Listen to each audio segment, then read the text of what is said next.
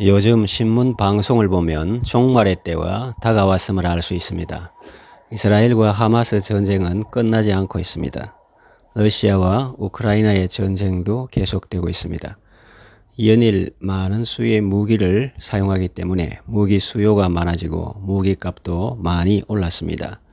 하나님은 사람을 만드시고 생명을 주셨는데 사람들은 그 고귀한 생명을 죽이는 일에 몰두하고 있습니다.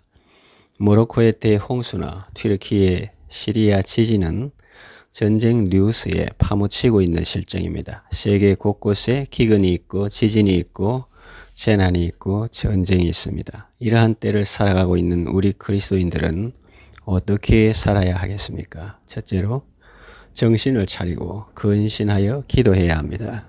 술 취하지 말아야 합니다. 이 말은 세상 교훈에 심취하지 말라는 뜻입니다. 정신을 차리고 근신하여 기도하라고 말씀하십니다. 왜 그렇게 해야 할까요?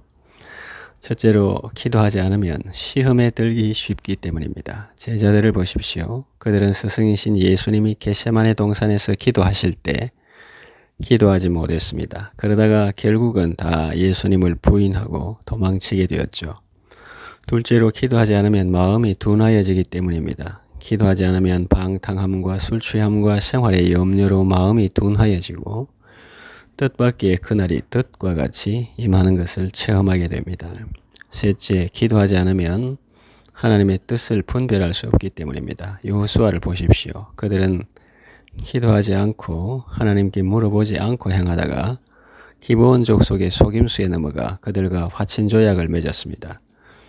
이처럼 아무리 유능하고 탁월한 하나님의 사람이라도 기도하지 않으면 실수하게 됩니다. 넷째, 기도할 때 하나님의 도우심을 받을 수 있기 때문입니다. 그러므로 사도 바울은 우리에게 정신을 차리고 근신하여 기도하라고 말씀하는 것입니다. 둘째로 서로 뜨겁게 사랑해야 합니다. 사랑은 아무나 할 수 있는 것이 아닙니다. 진리를 순종할 때 우리의 영혼이 깨끗해지고 영혼이 깨끗한 사람은 거짓 없는 형제 사랑을 할 수 있습니다. 베드로전서 1장 22절에 너희가 진리를 순종함으로 너희 영혼을 깨끗하게 하여 거짓이 없이 형제를 사랑하게 이르렀으니 마음으로 뜨겁게 서로 사랑하라 그러십니다. 그렇습니다. 사랑의 나눔이 있는 곳에 하나님께서 계십니다.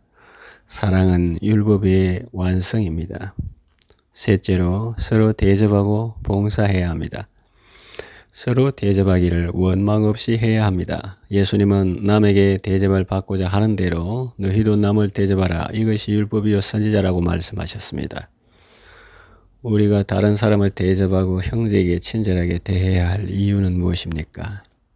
우리가 먼저 예수님께 그런 대접을 받았기 때문입니다. 그리고 다른 사람을 대접하는 것이 바로 자기를 대접하는 것이기 때문입니다.